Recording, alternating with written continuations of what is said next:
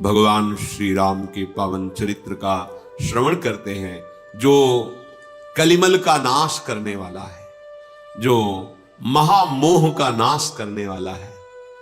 महामोह महिषेश विशाला, राम कथा कालिका कराला।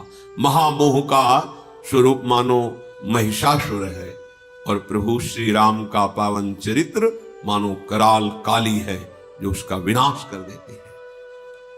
प्रसंग चल रहा है, सबसे प्रभु एक क्षण में पलक झपकते ही मिल गए, क्योंकि सबके हृदय में था कि प्रभु श्री राम हमसे मिले चित्रकूट में कामदगिरी के समीप। जैसे गिरिराज महाराज श्री कृष्ण का स्वरूप है, ऐसे कामदगिरी साक्षात राम स्वरूप है चित्रकूट में जो विराजमान। भगवान श्री राम समस्त अयोध्या वासियों से एक पल में सबके साथ, ये मर्म किसी ने नहीं जाना, प्रथम कैकेयी माता को प्रणाम करके बहुत भक्ति पूर्वक, कैकेयी माता का हृदय जल रहा था कि ऐसे राम को वनवास दिया। फिर सुमित्रा जी को कल चर्चा सुनी आपने, फिर लक्ष्मण और प्रभु श्री राम कौशल्या जी के चरणों में पड़े, कल श्रवण किया। कौशल्या जी का बहुत ही मृदु सरल महामहिम स्वभाव, जिनके भगवान पुत्र बने उनके स्वभाव का कौन कोई वर्णन कर सकता है। बड़ा गंभीर स्वभाव माता कौशल्या का। दोनों भाइयों को, राम लखन को हृदय से लगाए हुए, अश्रुओं से अभिषिक्त करते हुए दुलार कर रहे हैं। माता के आंसुओं ने प्रभु श्री राम के श्रीअंग को भिगो दिया। उस समय की स्थिति को कोई कैसे बता सकता है। फिर धैर्य धारण किया।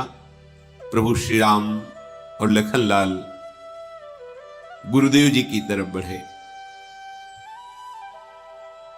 और कहा, प्रभु आज्ञा कीजिए कि अयोध्यावासी सुखपूर्वक अपने अपने स्थल का चयन करके यहां वास करें। गुरुदेव की आज्ञा हुई तो ब्राह्मण, मंत्री, माताएं और गुरुजन और सब अपनी अपनी स्थिति के अनुसार जो व्यवस्था हुई थी चित्रकूट में वास किया। और प्रभु कुछ चुने हुए जनों को साथ लेकर के अपनी कुटिया पे आए।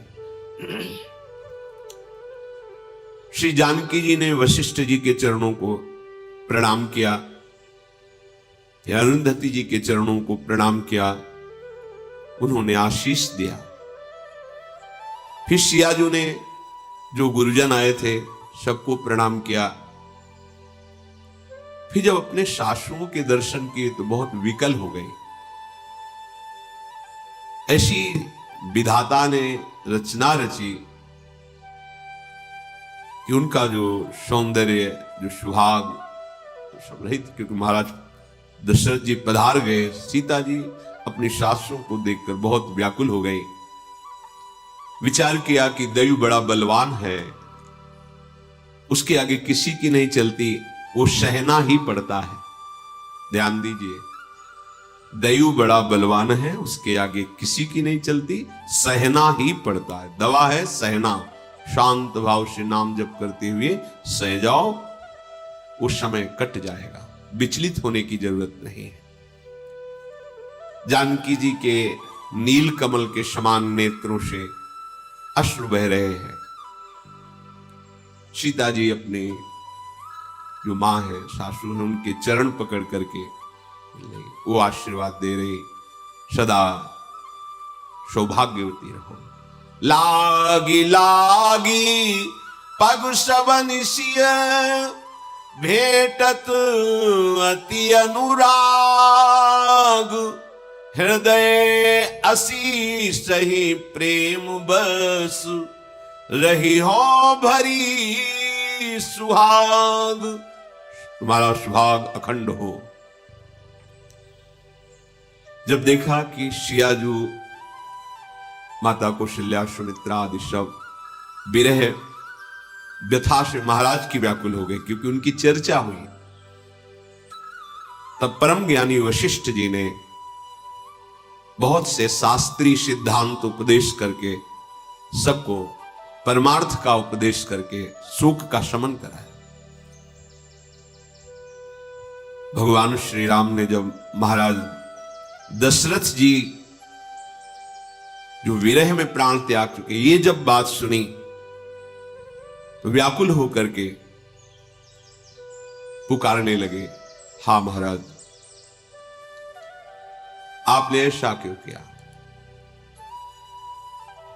विलाप कर रहे हैं।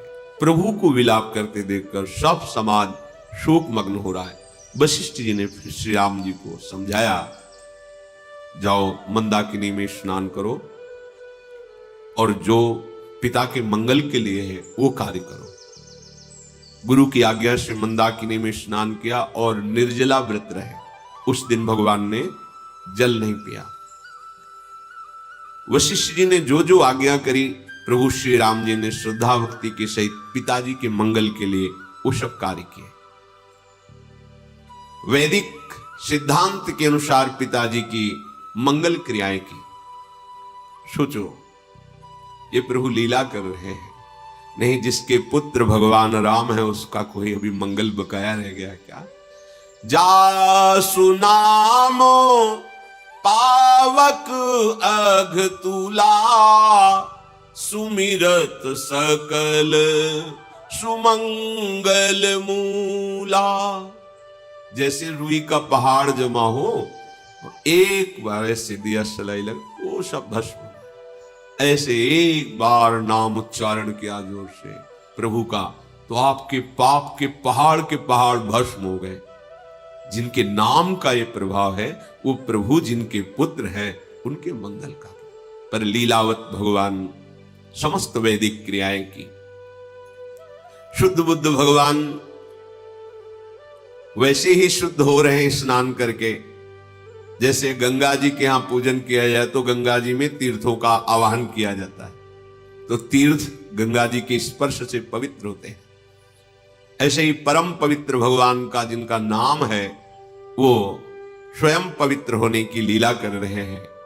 जिनके संसर्ग मात्र से बड़े से बड़ा कर्म पवित्र हो जाता है, अर्थात जो भगवत समर्पित करने पर कर्म भगवत प्राप्ति करा देता है, वो भगवान ऐसे कर्म कर रहे हैं वैदिक सिद्धांत के अनुसार, जो पिता का मंगल और पवित्रता प्रदान करता है।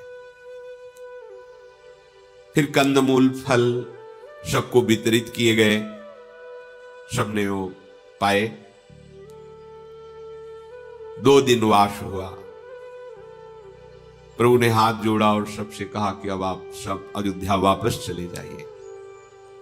महाराज स्वर्ग में हैं दशरथ जी, और आप सब चित्रकूट में। ये ज्यादा समय ठीक नहीं है। अयोध्या राजधानी है, खाली नहीं रहना चाहिए।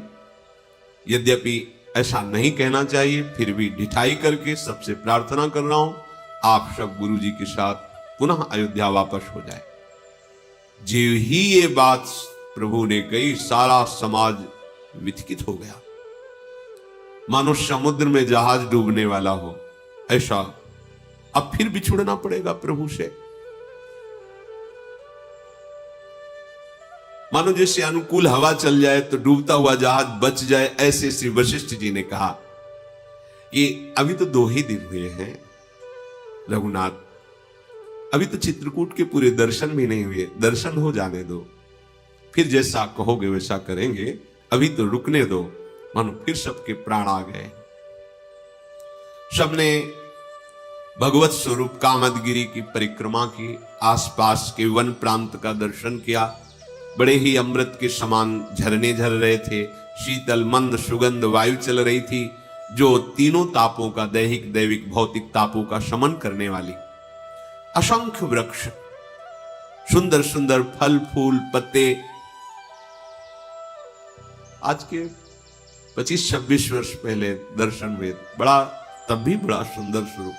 कहां त्रेता, फिर द्वापर, फिर कलयुग के भी 5000 वर्ष के ऊपर व्यतीत, फिर भी यथावत चित्रकूट की शोभा थी। बहुत ही एकदम आनंद में लता पर्वत और श्री मंदाकिनी जी, एकदम निर्मल जल, मनोमोहक, भजन के लिए बहुत ही आकर्षणकारी, स्वाभाविक सहज वैराग्य भूमि, सहज भजन का स्फुरण। सुंदर सुंदर कुंड हैं जिनमें कई रंग के कमल खिले हुए हैं, भोरे गुंजार कर रहे हैं।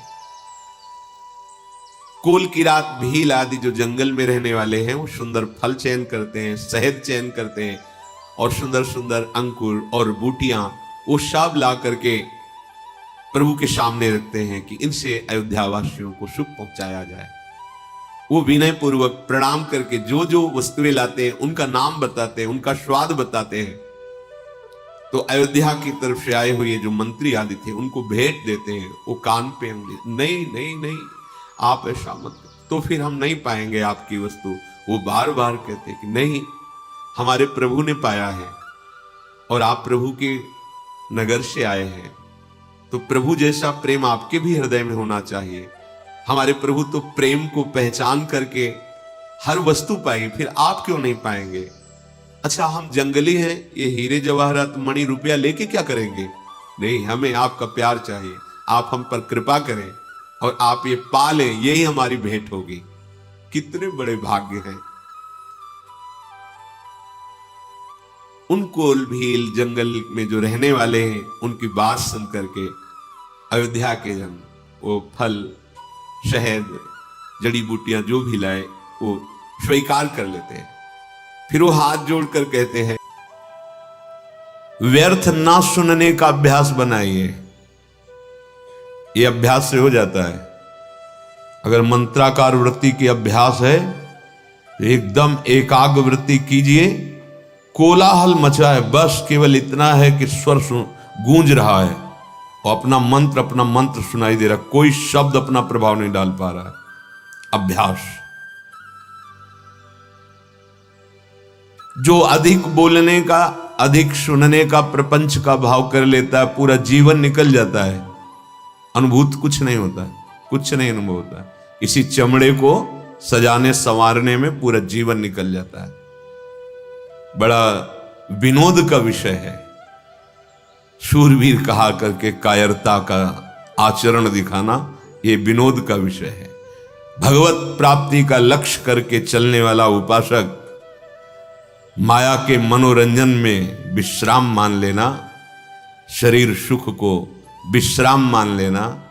प्रपंच में क्या कर रहे हैं? बोले समय नहीं कट रहा था तो बैठे बातें कर रहे थे, ये खेल रहे थे, ये कर, समय यहां कम पड़ता है। समय उपासक को उसको लगता है कि और समय बढ़ जाए, और अधिक साधन करूं, निरंतर और नाम जप करूं। श्रवणनी और कथा नहीं सुनी हो, रसना और न गई हो। कानों से भगवत चर्चा किसी, श्रवण फुटो जो अन सुनो। कहां हमारी स्थिति है?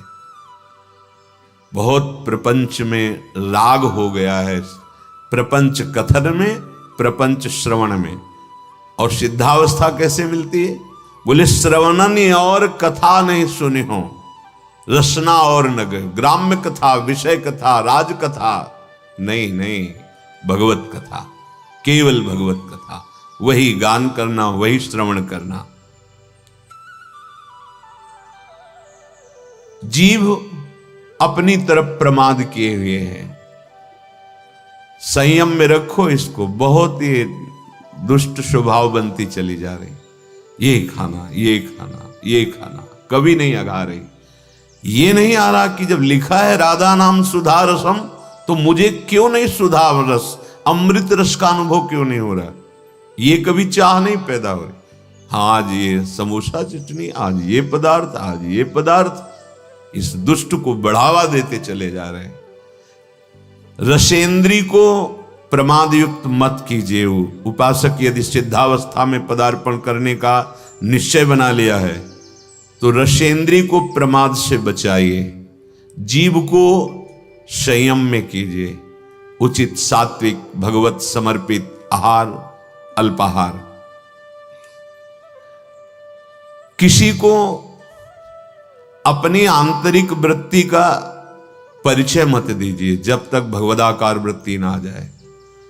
उठती है अपनी बात बताने के लिए अंदर से लहर, उसका दमन करो, दबा दो उसे और शमन करो, अंदर ही शांत कर लो। हम वहां गए थे ये कि हम आज सत्संग में ये बात पकड़ी, हम तो ऐसा साधन कर, बड़ा आनंद आता है हमें तो, जहां माला लिया बस आनंद आता। तुम बोल पाते नहीं आया, तभी आप बोल पा रहे। जब तक भगवदाकार वृत्ति ना हो जाए तब तक अपनी आंतरिक वृत्तियों को दबाओ, दमन करो, शमन करो अंतर में ही। सावधान दृष्टि रखो आत्म कल्याण के लिए। जहां तक हो सके तहां तक ऐसे लोगों से बात ना करो जो दुनिया की बातें तुम्हें बताते हैं। दुनिया के विषय में हमें नहीं जानना, दुनिया के मालिक के विषय में जानना है। ये जो परनिंदा करने वाले स्वभाव वाले हैं वो बड़े भाग्यशाली साधक है जिनको ऐसे लोगों का दर्शन, संभाषण, संग नहीं मिलता। बड़े भाग्यशाली है। देखो, अगर आप श्री जी की आज्ञा में हो तो आपको ऐसा अवसर ही नहीं है। सत्संग सुने अपने अपने कमरे में, अपनी अपनी दिनचर्या में, बाहर जाना ही नहीं है। अपने ठाकुर के नाम रूप लीला धाम से रति करो। बाहर गए, रास्ते में मिले, दंडोत या राधे श्याम, शुरुआत यहां से होगी, फिर पर चर्चा, फिर पर निंदा, पहुंचे ठाकुर जी के दर्शन के लिए, वहां से भी पकड़ के कोई दोस्त दर्शन, फिर आए, वही सब मन को गंदा करते। नहीं तो श्री धाम वृंदावन बहुत जल्दी आनंद का अनुभव हो जाए। विषयासक्त पुरुष जब तुम्हें सम्मान देने लगे तो तुम्हें अंदर अंदर जलन होनी चाहिए और दुर्भाग्य का अनुभव होना चाहिए। देखो, सतमार्ग क्या है? सम्मानम कल्याति घोर गर्लम नीचापमानम सुधा, श्री राधा मुरली धरो भज सके वृंदावन माते। सबके चरणों में तृणादपि सुनीचेन। कब बनोगे, कब आएगा? सबके चरणों में। अहो, आश्चर्यमयी बात, वो संसार का वेश धारण किए साष्टांग लूटा हुआ है। कितनी अपार श्रद्धा है। और हम श्रद्धा के मार्ग के पथिक होकर के सर भी नहीं झुका सकते। हमको ये गर्व है कि हम विरक्त हैं। काहे से विरक्त है? देहाभिमान से, विषयों से, किससे? वहां उसकी दैन्यता को देखो, वो साष्टांग लूटा हुआ पड़ा है। केवल आपको इस भाव से ये भगवान के दास हैं, तो आप अपने भगवान को नहीं पहचान पा रहे। उस रूप में कोटिशाह उनके चरणों में दंडवत है। कहीं छू न जाए किसी का प्रणाम, नमस्कार, वंदना, स्तुति, ये कहीं हमारे हृदय को स्पर्श न कर ले, नहीं तो मलिन कर देगी पक्का। विषयासक्त पुरुष द्वारा किया हुआ सम्मान यदि स्वीकार करते हो तो तुम्हारा दुर्भाग्य है। हां, अगर कोई साधु कहता है भगवत मार्ग का, अहोभाग्य तुम्हारे, बहुत सही, चलो आगे, तो हृदय में आनंदित होना चाहिए कि प्रमाण मिल रहा है कि मार्ग सही है, संत वचन मिल रहे हैं। विषयासक्त पुरुष जब सम्मान देता है और उपासक उसी को बटोरना शुरू कर देता है और सौभाग्य मानने लगता है, तो उसके जीवन से भगवान का महत्व खत्म हो जाता है। जो सत्संग से बना महत्व था, देहाभिमान फिर वही जागृत हो गया, अपना महत्व। गान भले उनका करे, महत्व अपना स्थापित करेगा। नहीं तो चौथी भगत मम गुणगन करे कपट तज गान। केवल भगवत चर्चा मात्र से भगवत प्राप्ति, भगवत चर्चा श्रवण मात्र से भगवत प्राप्ति। कितने ऐसे उदाहरण हैं महापुरुषों के चरित्रों में। जो उपासक निकम्मा पड़ा रहना अपने को समझता है साधना, नहीं, सिद्धों वाले आचरण नहीं करना। उनकी भगवदाकार वृत्ति है। वो खड़े हैं या पड़े हैं, चल रहे हैं या खा पी रहे हैं, या विषयी पुरुषों के बीच में भी बैठे, कोई फर्क नहीं पड़ता। कर्माणि श्रुति बोधितानि नितराम कुर्वन्तु कुर्वन्तु मां गूढ़ाश्चर्य रसास्रगादि विषयान ग्रहणन्तु मुंचन्तु वा। जिस समय वो बहिर्मुख पुरुषों के पास बैठे हैं उस समय वो भगवदानंद में डूबे हुए, एक एक वृत्ति भगवदाकार है। आप उनका अनुकरण न करें, उनके वचनों का अनुकरण करें जो उनके वचन कह रहे हैं। जो ये समझता है कि अकेला में बस पड़े रहना, मांग के खा लिया, तो काम, क्रोध, लोभ, मोह, मद, मत्सर, ये ऐसे नहीं जीते जाते हैं। जीवन में उपासक के हृदय में आराम की तो कोई वृत्ति ही नहीं रह जाती। श्यामा श्याम नहीं मिले तो आराम कैसा? राम नहीं तो आराम कहां? नहीं, तब तक विश्राम। अरे ये बड़ा भारी युद्ध है, बड़े विपक्ष जोरदार हैं, इनको परास्त करना है। ऐसे नहीं कि कमरा ले लिया और पड़े हैं, खा रहे हैं, पी रहे हैं। केवल पड़े भी नहीं रह सकते ना तुम, क्योंकि एक क्षण बिना कर्म किए नहीं रह सकते। शरीर से पड़े हो, लेकिन अंदर की विकारग्रस्त वृत्तियां तुम्हें चैन लेने देंगी, तुमसे ऐसे असाधन करा देंगी, वो व्यर्थ जीवन हो जाएगा। इसलिए सदैव भगवत कार्यों में इस शरीर को खूब लगाए रखो। भगवत कार्यों में, जो ये सब भगवत कार्य हैं। अगर आप गृहस्थ में तो सब भगवत कार्य, विरक्त में तो प्रगट के भगवत कार्यों में प्रभु की सेवा संपादन करने के लिए पूरे शरीर की ताकत लगा दो। इसमें प्रमाद स्थिति नहीं। हम केवल भजन को समझते, एकांत बैठे तो भजन हो रहा है। अब देखो क्या हो रहा है, अंदर मनन करके देखो। अब जब हम श्रृंगार करते हैं तो देखो मन बुद्धि पूरा लगेगा, नहीं तो श्रृंगार बिगड़ जाएगा। जरा भी मन हटा तो श्रृंगार परिचय बताने लगता है प्रभु के श्री अंगों का, कि आज एकाग्रता पूर्वक प्रियता के भाव से नहीं किया गया है। जरा सी वृत्ति बाहर चली जाए तो आपका श्रृंगार बिगड़ जाएगा। पहले मनन होता है, आज ऐसे फूल बंगला बनाएंगे, आज ऐसी पोशाक होगी, आज ऐसी नथ होगी, ये मानसिक हो रहा है। फिर प्रगट में उसमें तन्मयता पूर्वक हो रहा है। परम सिद्ध वर्तमान में भगवदानंद की अनुभूति करने का बहुत प्रबल साधन मिल गया, और यही सिद्धावस्था का अनुभव करा देगा कि जो कर रहे हो ये परम सिद्ध वस्तु है। इसलिए उपासक भगवत प्राप्ति के लिए ये 4 बातें जीवन में बहुत ध्यान पूर्वक। पहला निरंतर नाम जप, दूसरा सत्संग। सत्संग बहुत बड़ी प्रेरणा देता है हमें भगवत प्राप्ति की। असत आचरणों की त्यागने की सामर्थ्य सत्संग से मिलती है। और तीसरा शास्त्रों का स्वाध्याय अनिवार्य है। और चौथा भगवत सेवा। इससे पूर्णता की प्राप्ति हो जाएगी, अर्थात आपकी स्वीकृति हो जाएगी।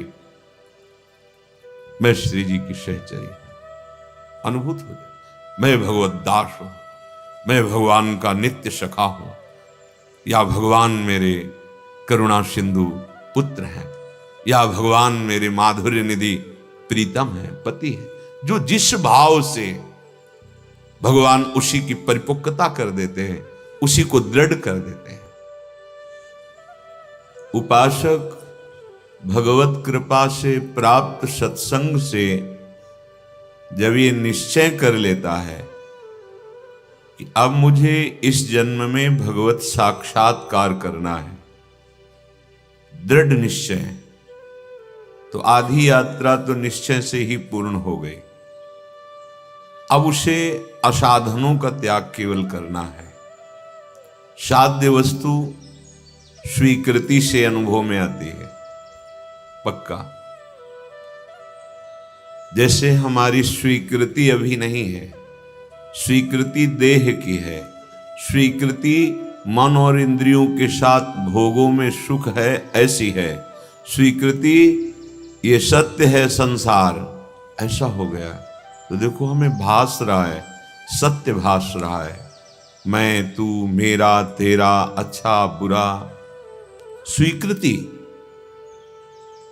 ये इतना कठोर हृदय कर देती है, भाई भाई की छोटी सी संपत्ति के लिए हत्या कर देता है, इतना कठोर हृदय कर देता है, पूज्य जनों का अपमान निरादर।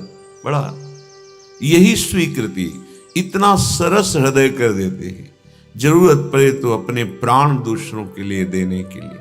परहित सरिस धर्म नहीं भाई। परम धर्म की स्थिति स्वीकृति से, परम प्रेम की स्थिति स्वीकृति से। विश्वास कीजिए, स्वीकृति ही हमारी गलत हो गई। आत्मबोध स्वीकृति से ही होता है, भगवत प्रेम स्वीकृति से ही होता है। मेरे प्रिया प्रीतम, बस और कोई नहीं। ये स्वीकृति ही तो है। मेरे तो गिरधर गोपाल दूसरो न कोई, स्वीकृति। पर यह स्वीकृति बहुत दुर्लभ स्वीकृति है।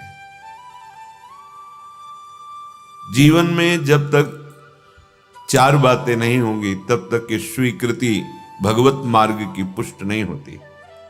सबसे पहले निरंतर गुरु प्रदत्त नाम जप, मंत्र चिंतन। दूसरा, इसकी पुष्टता के लिए सत्संग अति अनिवार्य, अति अनिवार्य। सत्संग नहीं तो भजन नहीं बन सकता। भजन न होई संग बिनु। अगर भजनानंदी महापुरुषों का संग नहीं, भजन नहीं बन सकता। पहला, निरंतर नाम जप सदगुरु प्रदत्त, ये दिव्य स्वीकृति के लिए अत्यंत अनिवार्य। दूसरा, भगवत प्राप्त महापुरुषों की वाणी का अर्थात सत्संग का नित्य श्रवण। तीसरा, शास्त्र स्वाध्याय, आचार्य वाणी, महापुरुषों की वाणियों का एकांत में स्वाध्याय मनन सहित। और चौथा, सेवा, गुरु सेवा, इष्ट सेवा, परिवार की सेवा, समाज की सेवा, राष्ट्र की सेवा, विश्व की सेवा। ये 4 ऐसी महामहिमामयी साधन वृत्ति है जिससे ऐसी दिव्य स्वीकृति होगी कि असाधन अपने आप मिट जाएगा और दिव्य साधन संपत्ति प्रकाशित हो जाएगी। पहला, गुरु प्रदत्त नाम मंत्र, अभ्यास निरंतर का। दूसरा, महत्पुरुषों का संग, सत्संग। तीसरा, अध्यात्म वृत्ति को पुष्ट करने वाले महापुरुषों की वाणी, शास्त्रों का स्वाध्याय नियमित रूप से। और चौथा, सेवा। ये आपकी स्वीकृति को बदल देंगे। स्वीकृति ही भगवत प्राप्ति है। आप सच्ची बात समझ लो, ये मनन की हुई बात कह रहे हैं। जहां स्वीकृति हुई सोहम, सोहमस्मि, अहम ब्रह्मास्मि, वो ब्रह्मबोध की तरफ पहुंच रहा है। स्वीकृति हो गई मैं स्त्री, मैं पुरुष, मैं कर्ता, मैं भोक्ता, तो दुर्गति की तरफ बढ़ रहा है। सारा खेल स्वीकृति का। बड़ी महिमा इस स्वीकृति की है, पर यह स्वीकृति बड़ी दुर्लभ है जो असत स्वीकृति को मिटाकर सत्य में स्थित कर दे। यही स्वीकृति, तभी कहते भगवत प्राप्ति बहुत सरल है, बस ये स्वीकृति नहीं होती। लाख उपाय करो, बार बार यही बना रहता है, मैं पुरुष हूं, मैं स्त्री हूं, मैं ये भोगा, मैं ये भोगूंगा, मैंने ये किया, मैं ये करूंगा, मेरे पास ये है, अब मैं ये प्राप्त कर लूंगा, बस लोकवत। इसी स्वीकृति से हमारी दुर्दशा हो गई। कैसे लोक में हाहाकार मचाए है, माया तांडव किए हैं। राग, द्वेष, ईर्ष्या, मत्सरता, लोभ, मोह, काम, क्रोध नष्ट किए हुए, और उससे वो सुख समझ रहे हैं। माया के दासत्व से मुक्त होना ही नहीं चाहते, स्वीकृति बदलना ही नहीं चाहते। ऐसा प्रभाव कुमति का छा गया है कि सुमति द्वारा स्वीकृति करने की हिम्मत नहीं पड़ रही। मैं प्रभु का हूं और इस जन्म में सिर्फ मुझे प्रभु को प्राप्त करना है, दिव्यानंद की अनुभूति करनी है, स्वीकृति ही नहीं। गरज रहा है श्रीधाम वृंदावन पावन करने के लिए, गरज रहा है राधा नाम, कैसा भी महापतित हो। निकुंज विहारिणी श्यामाजू का ये नाम समस्त पापों का नाश करके हृदय में प्रेम प्रकाशित कर देता है। श्रीपाद कह रहे हैं, श्रीधाम वृंदावन को सुना था, यहां आया तो मेरा मन ही चुरा लिया गया। मुझे पता है किसने चुराया है, किशोरी जी ने। कह रहे हैं, वृंदावन गहन वने राधे मम हारितं मनोरत्नम लब्धम त्वयैव नूनम स्मित मधुरम देहि दासोस्मि। बड़ा गहन वन है वृंदावन। जब यहां आया तो मेरा मन रूपी रत्न चुरा लिया गया। उनका मन रत्न है, अपना तो अभी कूड़ा करकट समेटे हुए। इसे रत्न बनाना होगा।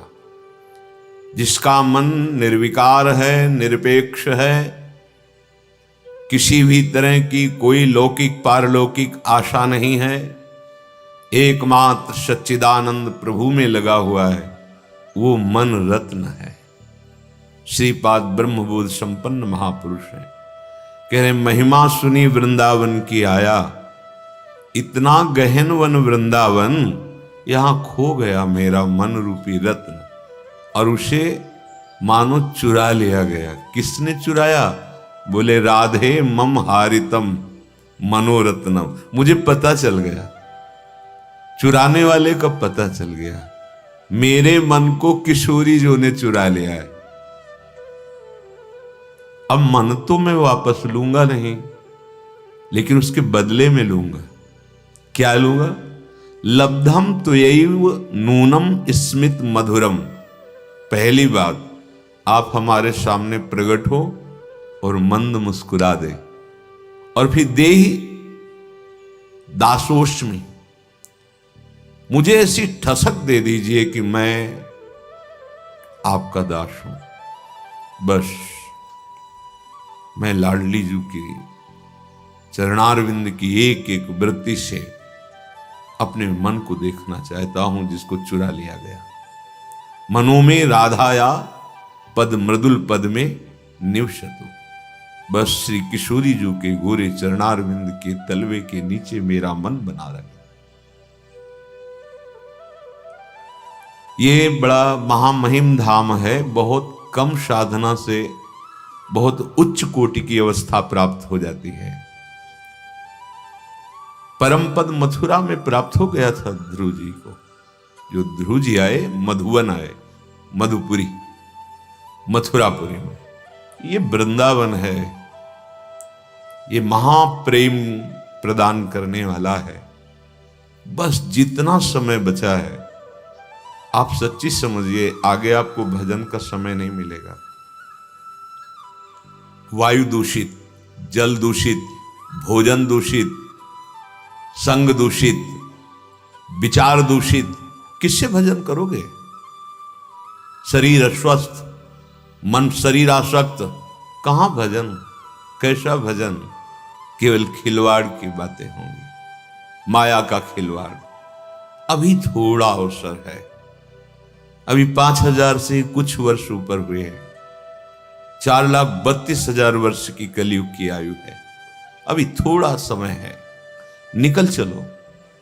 स्वामिनी जी का कृपा बल हमारे साथ है, हम इस माया पर विजय प्राप्त कर सकते हैं।